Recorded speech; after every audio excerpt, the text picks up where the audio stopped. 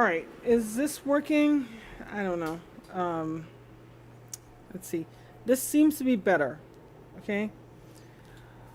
What was the problem just now was power.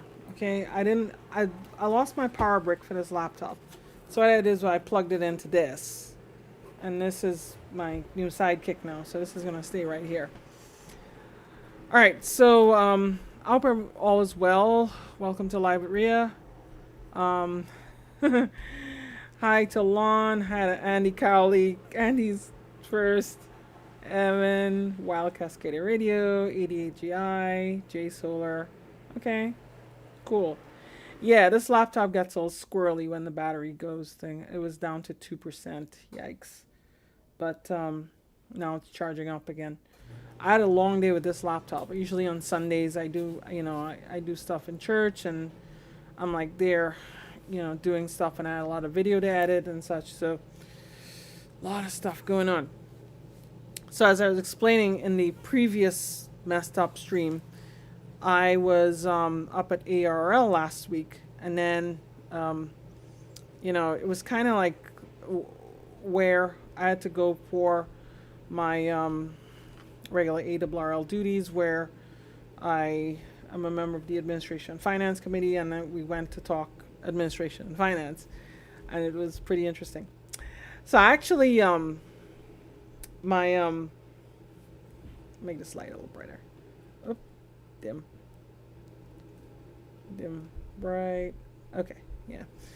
So I actually had a chance to tour the station, the new station there. They have, so as you know, ARL. You probably don't know. I didn't even know until maybe like 6-7 years ago that the ARL has two stations at 225 Main Street. One of them is the W1AW, the Maxim Memorial Station. That's the one everybody knows, that the public could visit, members could visit, that people could go and they could go and operate, and that's where the bulletins get transmitted from.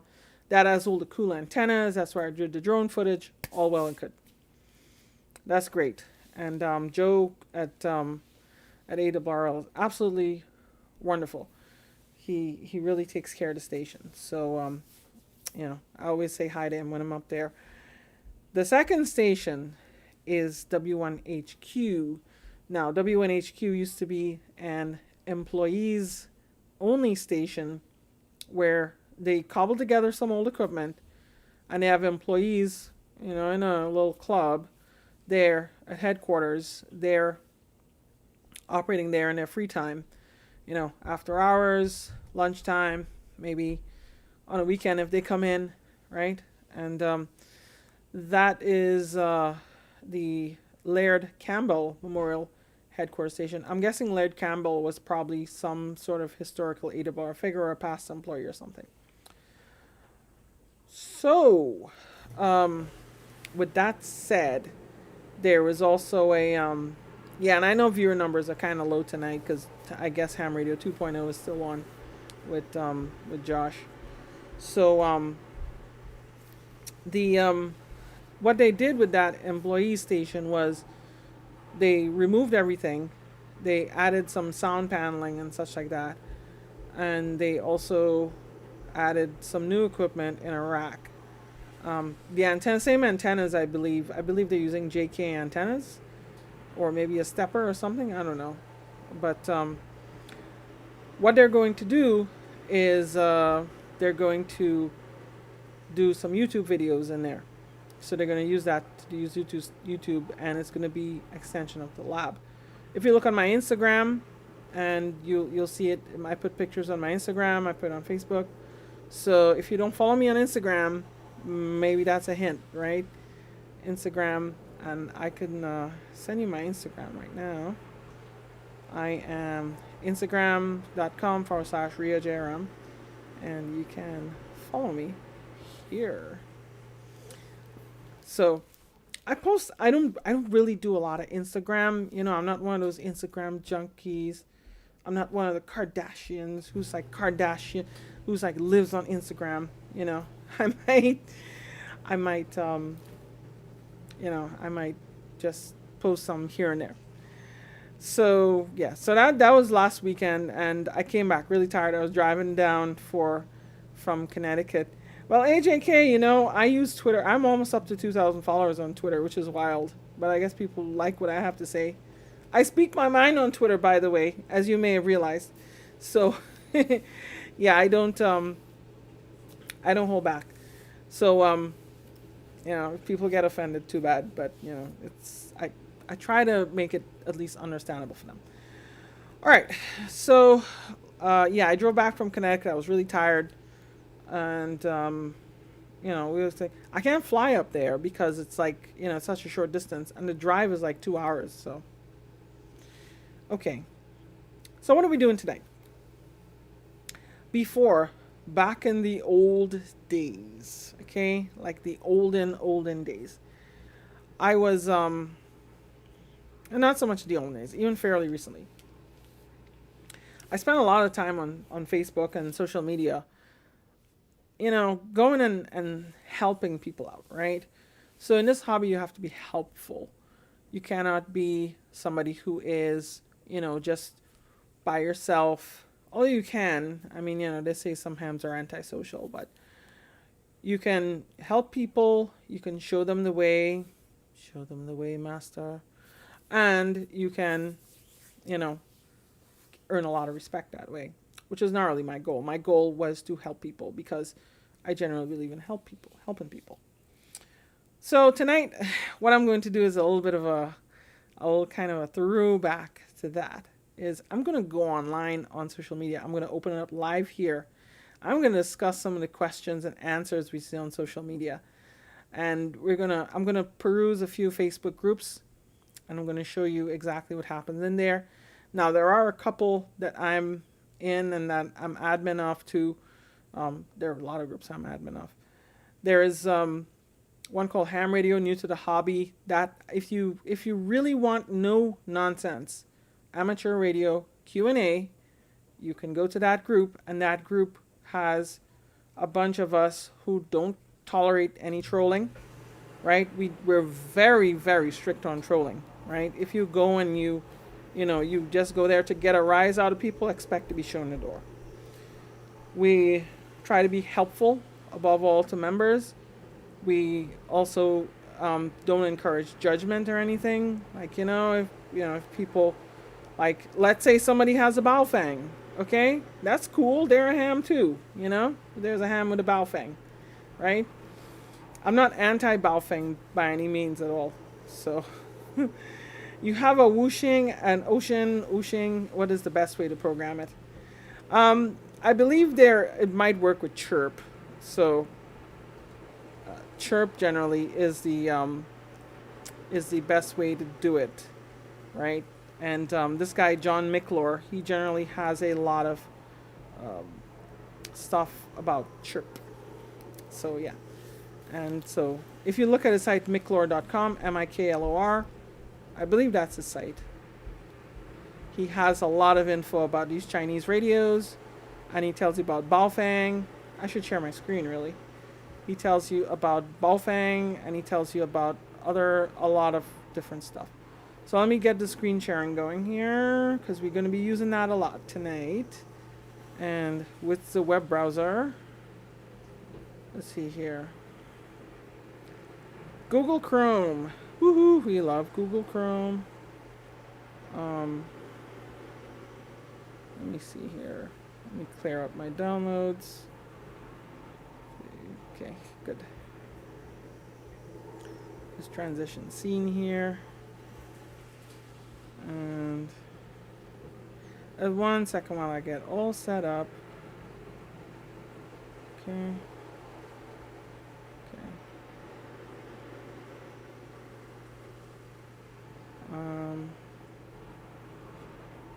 All right.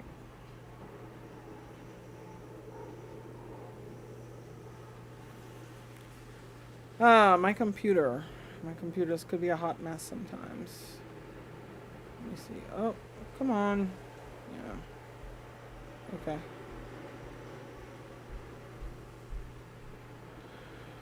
Right. Okay.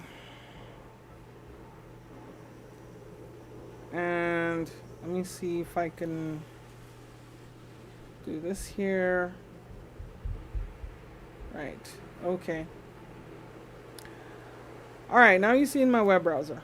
So yeah. So if you're interested in a lot of cool radio stuff, you want to look at Miclore.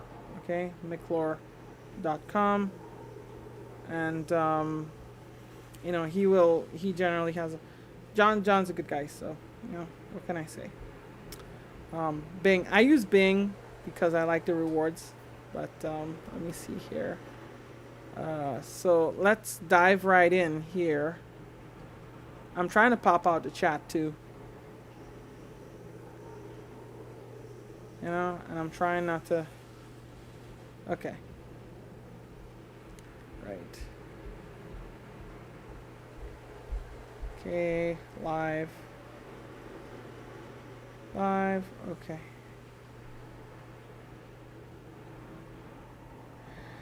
All right, let's see here. The Germans don't like the Baofeng these days. Yeah.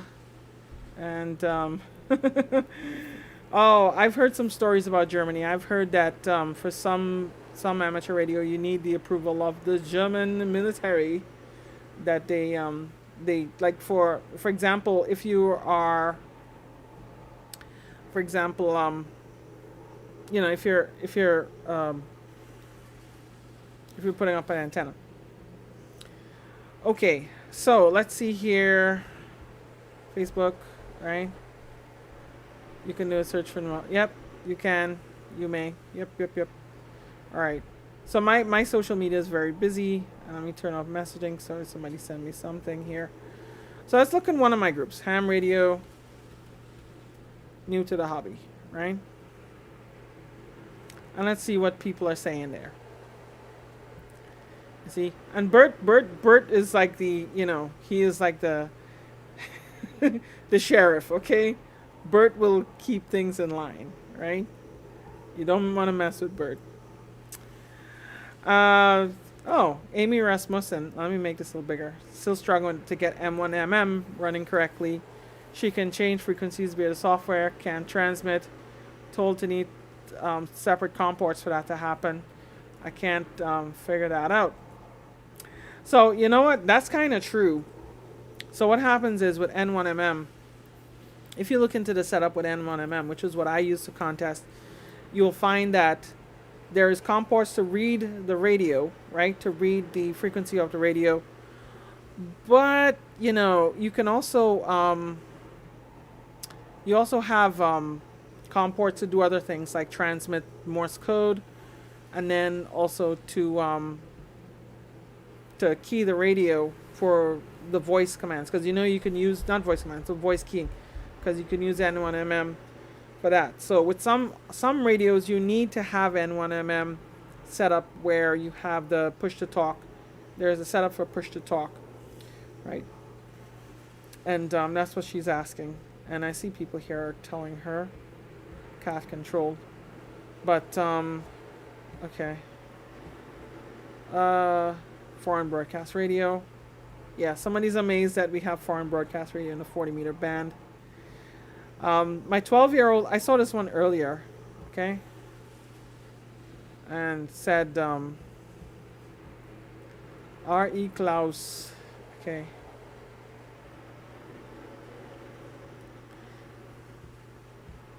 Okay.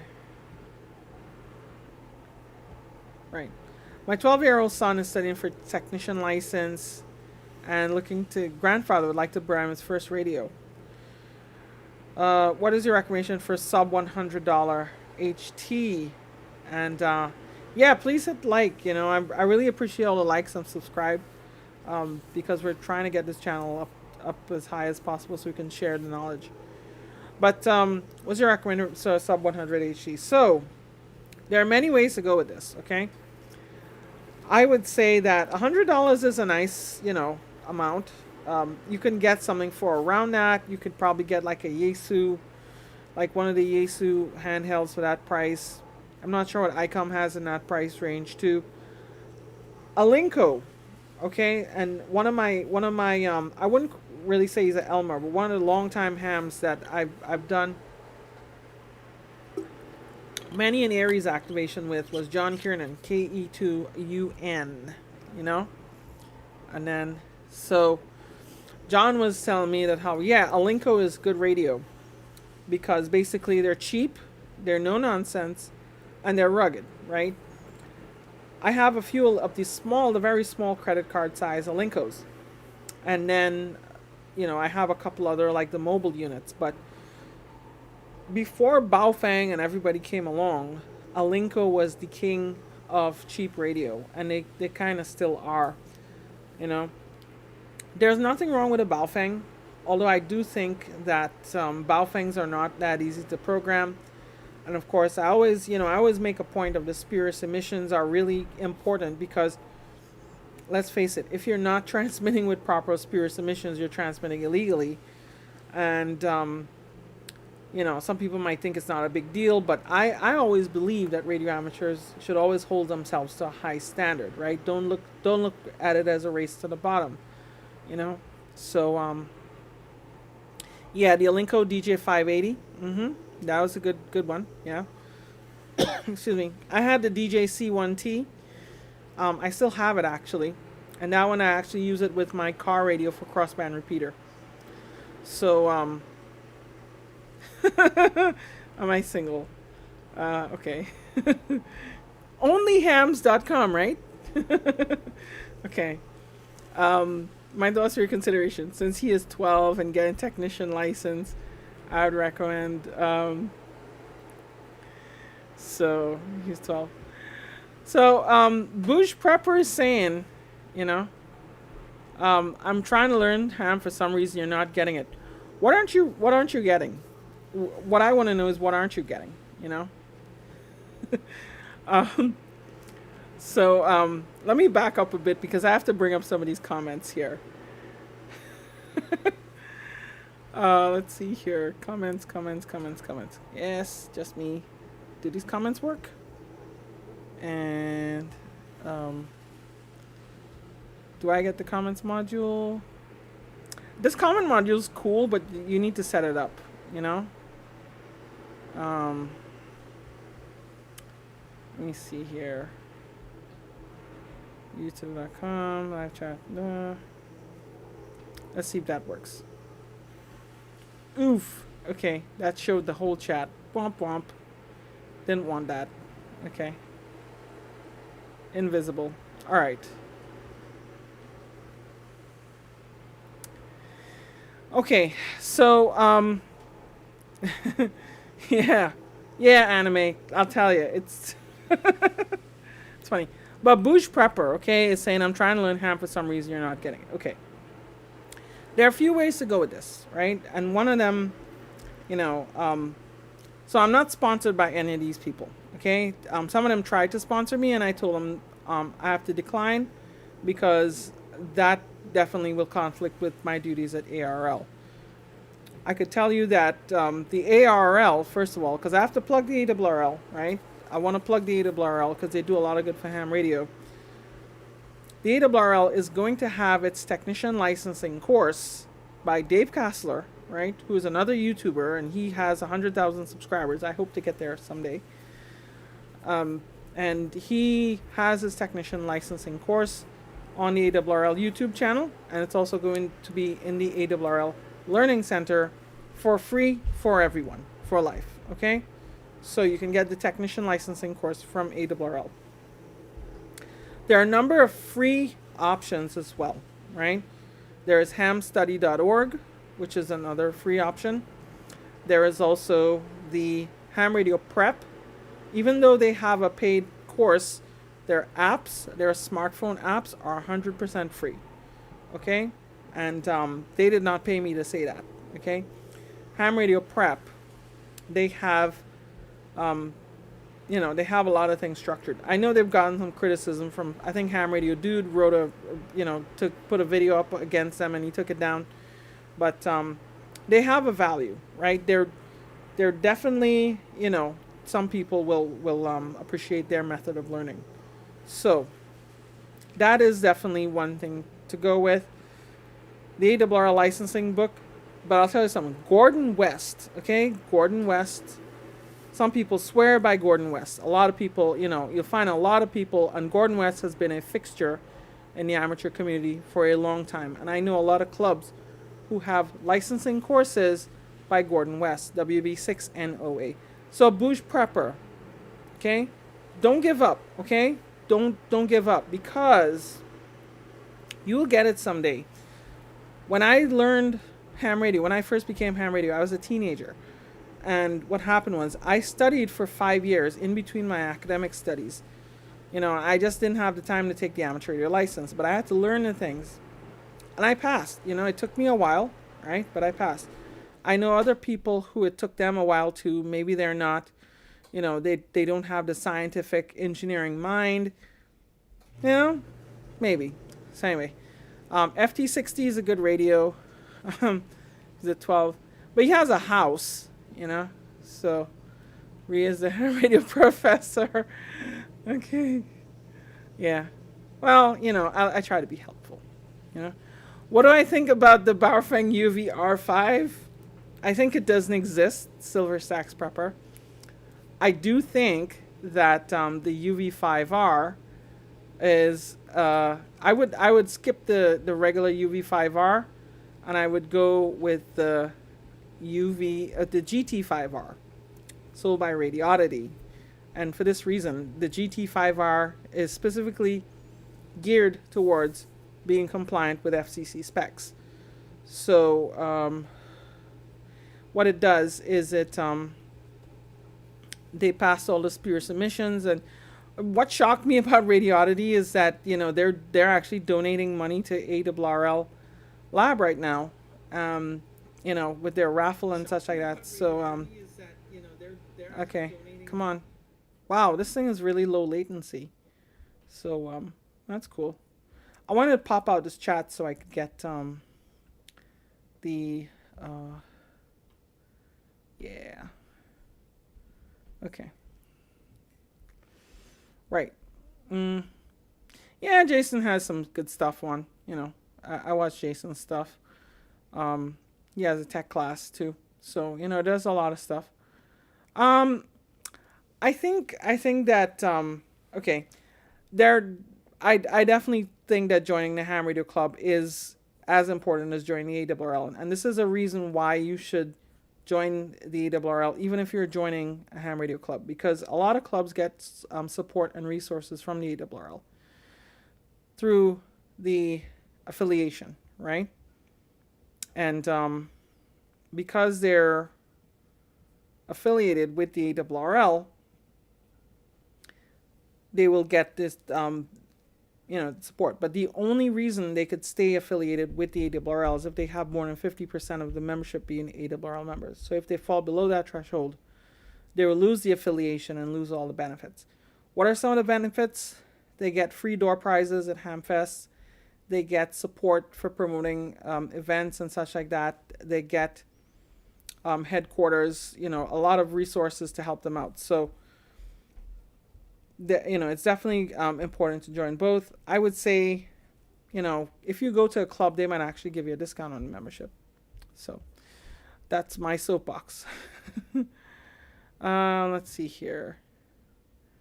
Yeah, Elmer Fudd. What is it, Elmer? Elmer is just a ham way of saying a mentor, So yeah. So anyway, what are some basic things to consider while researching for a mobile setup?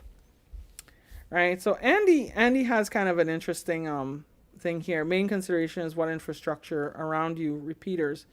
This will help determine bands and modes you're best at. Yeah. Andy, I love you, but I think that's going a little too far ahead. Let's face it. Most repeaters are still analog, right? And for mobile, you're still going to be getting on an analog repeater. So, what would I say?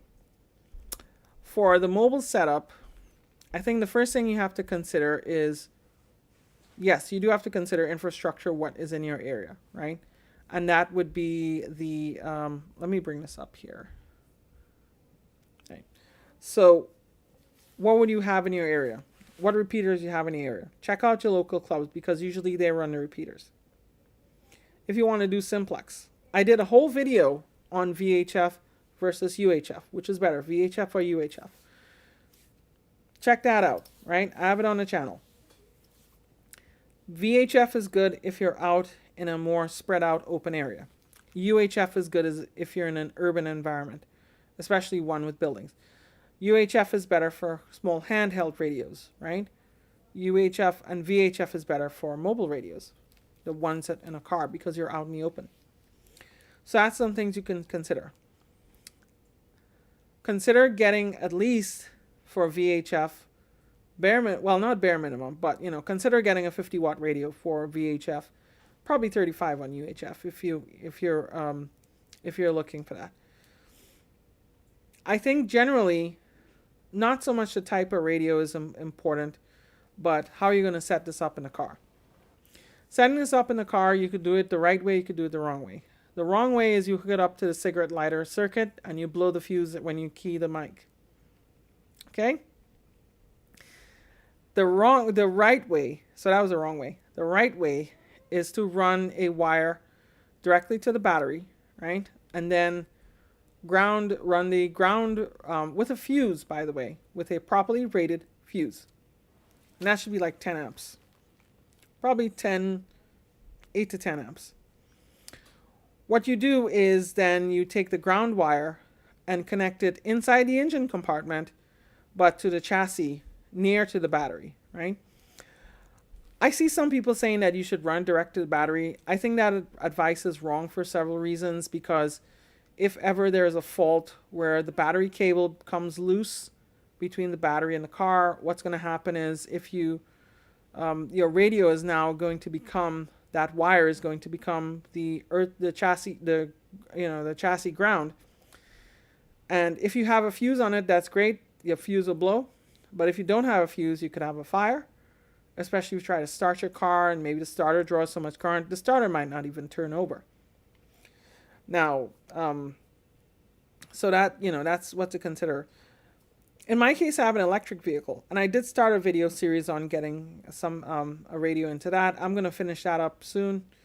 But with electric vehicles, you have a whole new set of things to consider.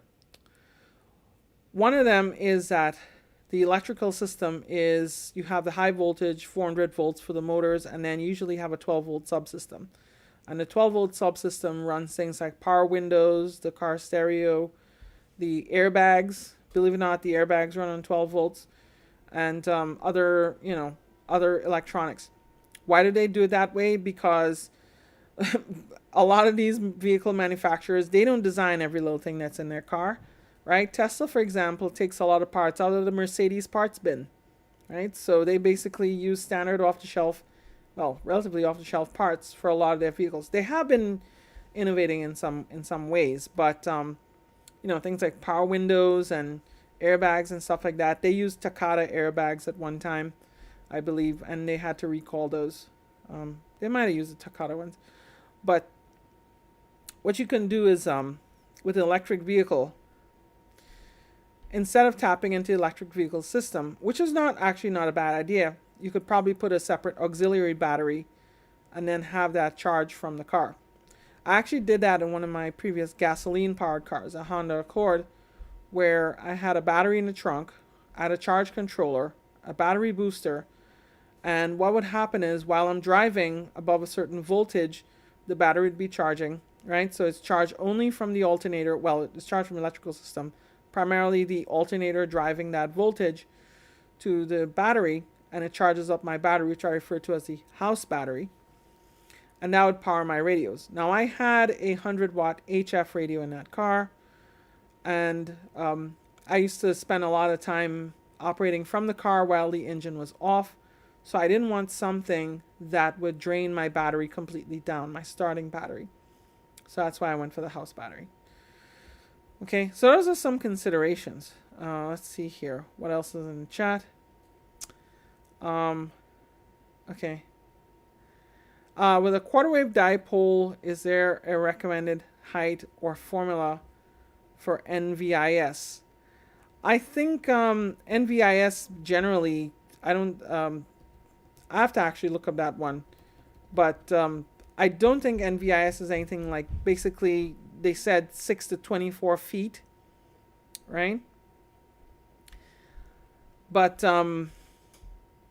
yeah. So you want a cloud warmer, right? You want something to go straight up and then disperse nearby. So I was reading from the site here that says usable NVIS service occurs from 6 to 24 feet above ground, but the 6, 12, and 24-foot high antenna patterns differ only in gain but maintain the same basic shape, right? So, yeah. So I can't say if there is a recommended height, but generally 6 to 24 feet. So you go above 24 feet, 25 feet, and such like that, it's going to be it's not going to be NVIS anymore. Let me show you what I'm looking at here. Okay. So this is from hamradio.me, right? And this person's actually using the scientific method, right? Follow the science with a state QSO party 40-meter observation. So he actually observed from the Virginia QSO party in 2015. He had one member found a ZS6BKW, which is basically a modified G5RV at 70 feet height, performed quite poorly for in-state contacts. Another antenna placed about 20 feet above ground worked very well, helped him score a single operator unlimited. Yeah, and it's a common thing actually to that among not so much secret anymore, but a common thing among operators for the sweepstakes contest and ARRL sweepstakes that you have a low dipole, okay, to work the nearby states, because if you don't work the nearby states, you could possibly miss a clean sweep. So anyway, they say another member has a full wave loop of 50 feet above ground. Performance of this antenna was spectacular, right? I knew there were poor performing heights for 40 meters NVIS, but never bothered to calculate the behavior. So this person went and modeled a bunch of these here. And you can see here, he has like, red is a 40-meter dipole, 6 feet above ground. Blue is a 40-meter dipole, 12 feet above ground.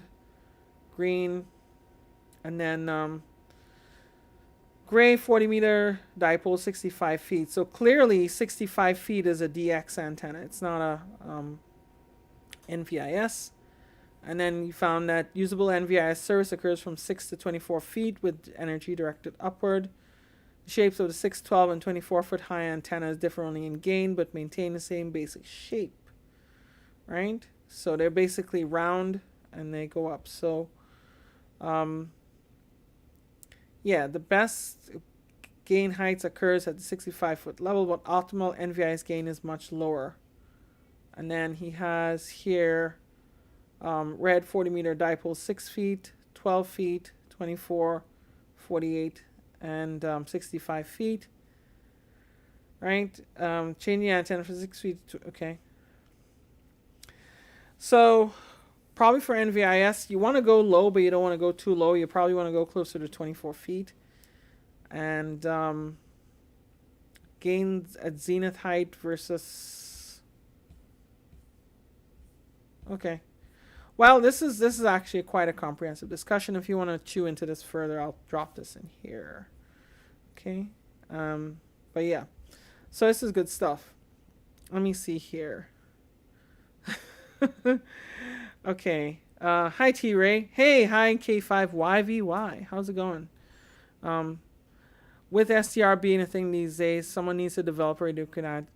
Yeah, Brian, let me tell you something. With my radio, I actually in my Honda, I actually had it hooked into the car's navigation system. And I actually had two things that I had two things. I had the display, right? So the display was a standard RGB monitor, which I use a converter from composite, which is your regular video signal. And the radio I had in the car was the ICOM 7000. And I actually converted that to RGB and fed that in the Honda navigation system. And And for the control, I use a CD changer interface. And then what I did was I actually programmed a pick to take some of those CD changer interface commands and convert it to cat commands for the ICOM. So I was able to actually use the CD changer controls to, you know, to change. So change disk, you change band, you change, you skip ahead, it will change the frequency. But I also use the hand mic, the ICOM hand mic, so that was pretty cool. All right, let's see what else is going on here. Okay. All right. Yeah. Hey, Joe. How's it going, Joe? I hope to see you at Orlando, Joe. You know, we're gonna hang out at Orlando. Of course, we are. Yeah, Joe Eisenberg is pretty cool. Joe's a pretty nice guy. All right. So let's see here. Yeah. Okay. This person wants to get some contact. UV5R handheld plus RTL SDR and a few various antennas he's built, right? Let's see here. Yeah, Brian, you know what? Let me tell you something. Go big or go home, okay? Yeah, that's cool. I'll be at your seminar, Joe. You know that'll be pretty cool. It's found a portable radio suggested power supply. Consider ham. By the way, ham is not an acronym, okay? It's ham is lowercase, right? Let's see. Recommend a good. Audrey. So Audrey has a very good question. Someone could recommend a good book for understanding the basics of how radios are put together. Okay. There are several books that come to mind, but there's definitely one that if you really want to get into the nitty gritty, I don't think she wants. I think she wants to pass the extra exam, but there is one called Experimental. I have to be careful how I say the word experimental methods in RF design. Okay, so experimental methods in RF design are it's an ARRL book, and it was basically it has a lot of explanations on how radio works. Okay, it's yeah, I have this book. I read it from cover to cover. It's a great book. Okay, it is an amazing book. If you could find one, I don't know if they have one. Experimental methods in RF design. Okay. ARRL introduces a proper classic. I got my hands on a new handbook, by the way. It's pretty good. The handbook is good, but I think this experimental methods in RF design actually goes down to the nitty gritty. Now there are they don't have it anymore. Darn. Okay. Well, check around and see if somebody has a copy. But that book is a classic. Okay? That book is an absolute classic. If you ever, and you know, there's another book that I want to take a look at was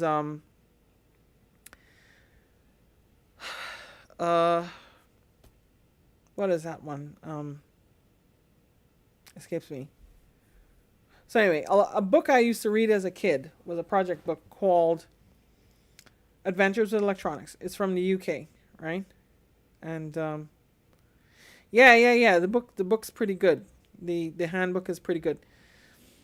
So I had a book, UK book called Adventures with Electronics, and they actually gave you a basic overview of how radio works, right? It tells you, like, you know, what's the antenna, what it does, the tank circuit, tuning circuit, tank circuit. I think that varies from country to country.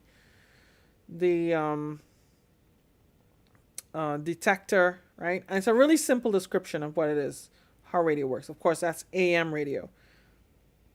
FM works a little differently, but same concept.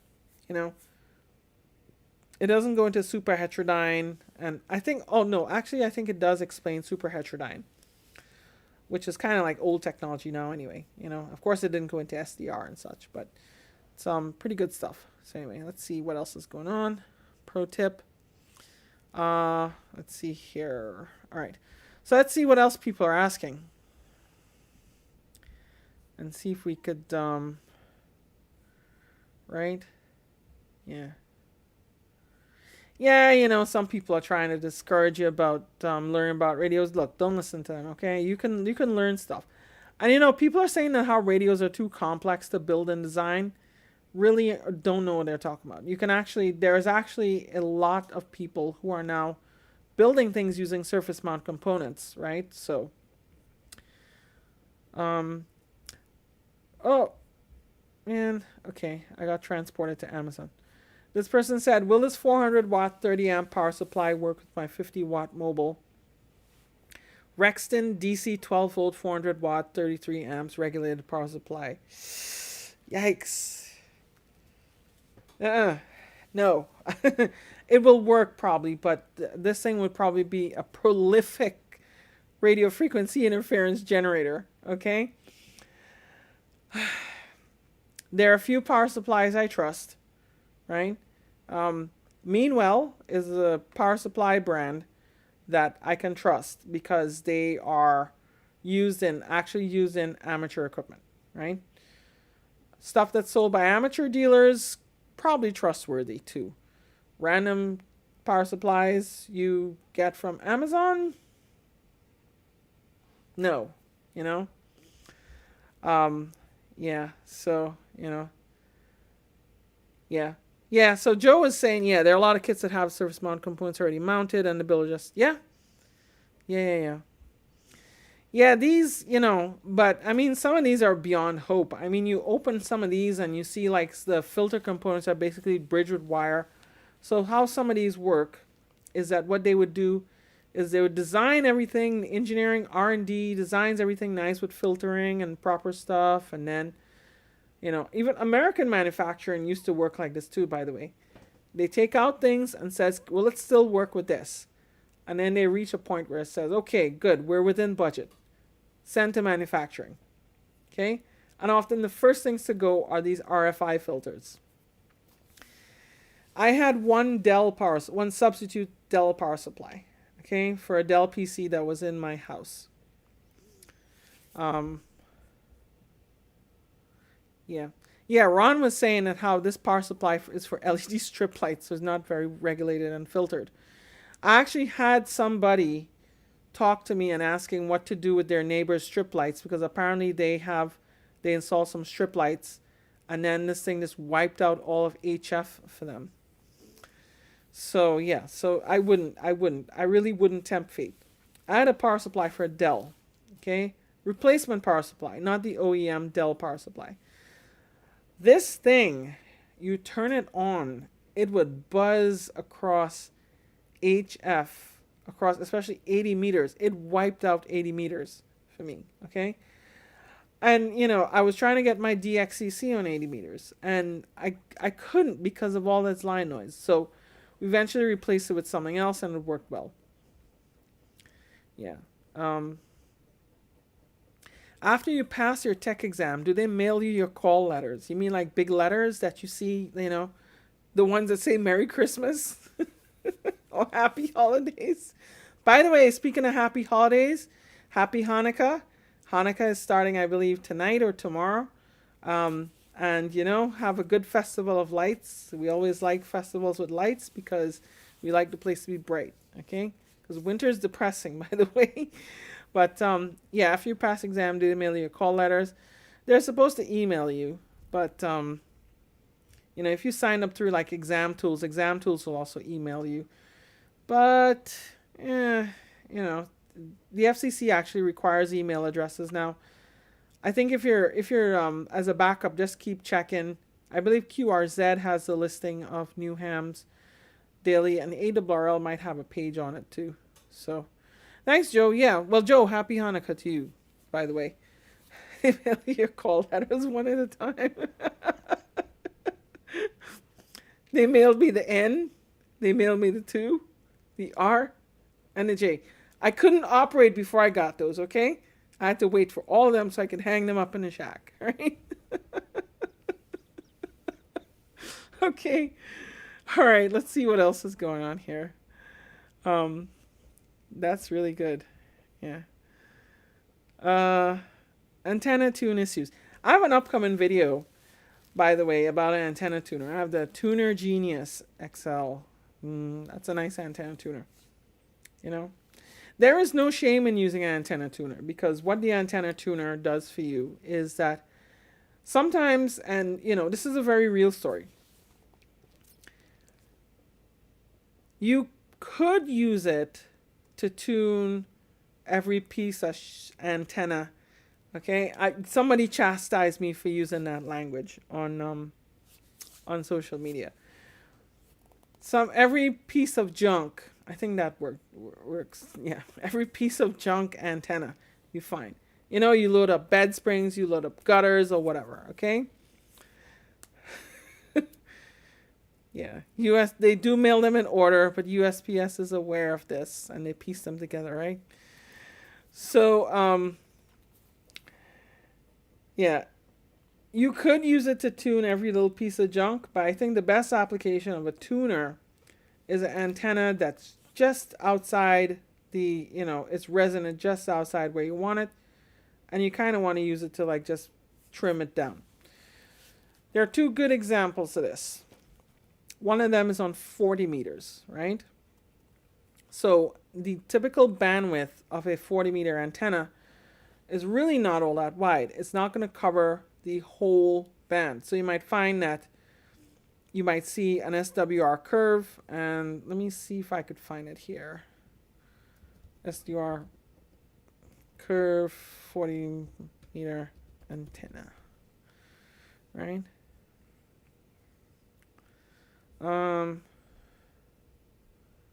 Yeah. So like you see like this, okay? You might see something like this. Oh, okay. Well, that's just in the Google cache.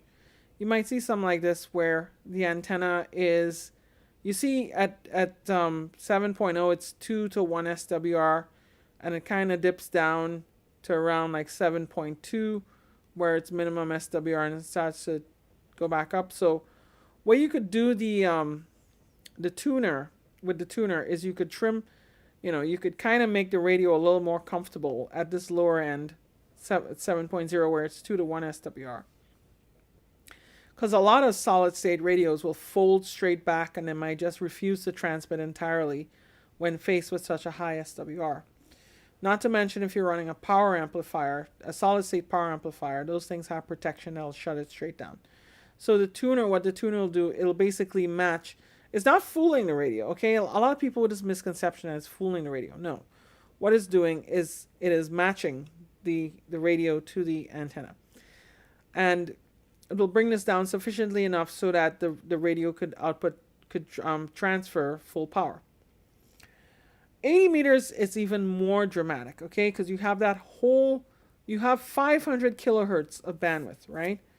And down in that section of the radio spectrum, you'll find that wavelengths tend to differ a little more dramatically. So like something at 3.5 will be significantly longer than something at 4.0.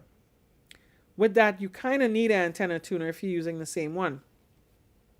Before I had the Tuner Genius, I used to actually go down and I had my antenna tuned for 3.6, 3.7, and going above 3.7 to 3.8, 3.9, whenever I had to make excursions up there was always painful, because my radio and amplifier were always, complaining that SWR was 3 to 1. Yeah, so, AJK, I'd like to turn my fencing antenna one day and see what I can get. I'm probably not going to do ridiculous stunts like Willet antenna, but who knows, I might. Yeah. Okay, How long it takes to know about how long it takes a vanity call sign? I believe it's 18 days because the FCC has to run a red light check on you. Basically, they want to make sure that you don't owe the government any money and such. And it might take longer if you have a felony because they're not going to outright deny everybody who has a felony, but they kind of check. I mean, I would kind of imagine that if you committed armed robbery, they might be a little reluctant, or if you committed some sort of crime against, you know, I want to say something that YouTube won't demonetize me for, something that deals with children, okay, they're going to probably look at that a little more seriously. Let's see. Okay, current moment to say, okay, Thanksgiving. Yeah, by the way, we just celebrated Thanksgiving here. I think most of you are in America anyway, so happy belated Thanksgiving. Portable power stations. Well, yeah, I mean, I'm a fan of EcoFlow, obviously. So they sent me a lot of stuff. Worked all continents. Let me see. I'm back. You have to do the replay. Okay. Well, Mel, you know what, Mel? You're always welcome on Team Replay. You know. One day I'm going to talk about call signs. So my colleague on AWRL, Mike Ritz, he did a video, a presentation for CUSA today on the storied history of the amateur radio call sign. But I'm going to talk about prefixes and call signs from different parts of the world. So basically, it's determined by the UN, the ITU, and then you have some areas that just don't, I believe I might have talked about that in another live stream. Might have been Two Chicks in the Radio. But yeah, so you have all these S0, by the way, is not an ITU assigned prefix. So okay, 3 tips for new hams. Okay. AWRL DXCC award. So you want to know a pro tip about the AWRL DXCC award? You too can earn the DXCC award in one weekend. Okay. If you work one of the DX contests, it's kind of like a sport for some people. A lot of times I've worked enough stations to earn DXCC in one weekend. 100 countries. Let's see. What else here? My antenna's a wired dipole. My SWR get burns from my... Yeah. So, well, there are people giving all sorts of advice here. Ground or radio. I think that might... kind of a thing. Andy to the rescue here. But I really think a good idea is to get a feed line choke. So basically, you place a balun, which is a 1-to-1 current balun, at the antenna's feed point, and that will essentially block the common mode currents coming down the feed line. So yeah, basically a feed line current choke, right? And you have like ham stores sell this. I bought one from that ham store in Ohio. The big one with the red, they that's inside of the racing shop. Okay. Yeah, they I bought a choke from them. They're nice. Somebody asked about tests and such like that. Tech Plus, how many technician course? Baofeng, everybody loves Baofeng. So I have a video on a GMRS Baofeng that I'm going to be doing.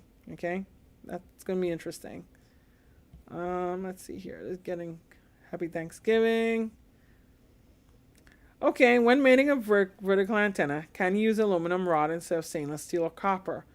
Absolutely. I mean, I would think that everybody knows that you can use aluminum to make antennas. Yeah. The only materials I would stay away from are galvanized wire because that will have resistance. I was scolded terribly by one of my mentors, my longtime mentors, Tony 9Y4 Alpha Lima. He was telling me, do not use galvanized wire to make wire antennas because it has resistance and it's gonna be lossy. Okay, he said use copper wire instead. So I listened to him because let me tell you something. He's been licensed since like the 1960s or something.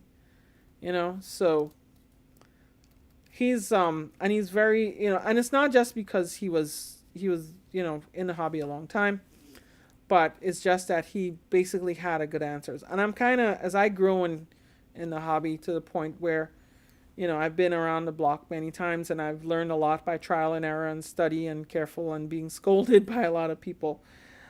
I'm kind of understanding his point of view of being a good mentor, good Elmer, right? Yeah, okay. Power cable for ICOM. Yeah, okay. Well, let's see. Transmitting on the base station. Yeah, I'm not gonna bash Chinese radios because they have their place, but having transmitting sounds like you're receiving, although you haven't attempted.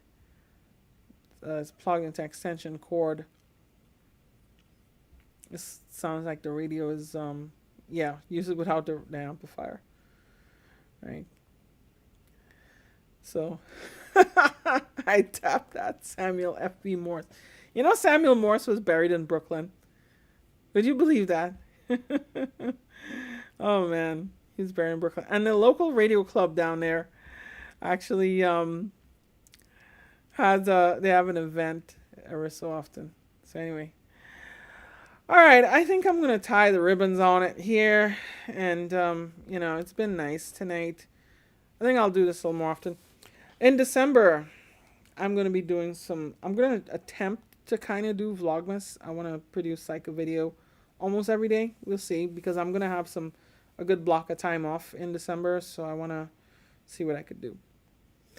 All right, thanks all for joining. I think it was pretty nice to have you guys here. And tomorrow, I'm gonna be on Frank Tank Radio stream. We're gonna be talking about some ham radio stuff that's going on at a local charter school, the Sussex County Charter School for Technology. They have a really, really engaged teacher, Mr. Caprio. She's really, really doing a lot with the students. I'm not going to show the students probably, because I'm going to show probably just a few things of what we're doing, but public photos they have. But I'm going to talk about what they're doing. What I did was, so first of all, I didn't do the majority of work on this, right? There's this person, Vince, and Vince, he was, he basically got them involved. I went and I did a talk with them on ham radio a few months ago, and then they invited me back to do a spot at their radio camp. So they had a radio camp. They had a few people doing it. They had Vince doing it. They had people from Sussex Club. They had Fred Kemmerer, AB10C. He came down from New Hampshire to talk about radio. What I did was a presentation on drones and drone flight, because I'm a Part 107 drone operator. So I taught the kids, and I let the kids fly too, and they had a lot of fun. I must say, they really enjoyed it. Really, really great bunch of kids. What we're doing is we're organizing a space station contact in February or March, and I'm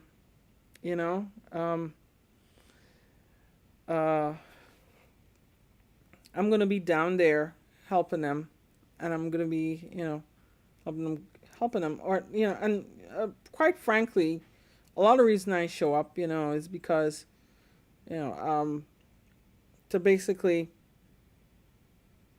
set an example. You have to be a good person, right? You have to set an example, pass it on. I like inspiring kids to do things.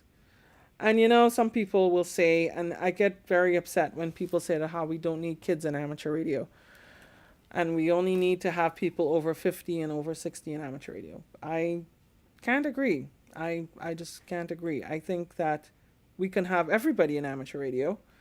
I think that it's nice to have people of every age in amateur radio. I do think, though, that if you get them while they're young, you probably get them for life. If you set a good impression while they're young, you'll get them for life. However, they might not get licensed right away, They might pick it up when they're in college. They might pick it up in their 30s and 40s. And, they'll remember, yeah, ham radio seems like something interesting I could do. But I don't want to keep it a secret from people. All right. You have to be 80 to get on 80 meters. Yeah, but, and, what will I say? I finally figured out how to get my comments module working. Man, that's kind of tough. But anyway, let me show you. This comments module is kind of interesting here. So let me see here. All right. Okay. Ham joke. See? 80 to 8 on 80 meters. Frank is an alien sent to save humanity.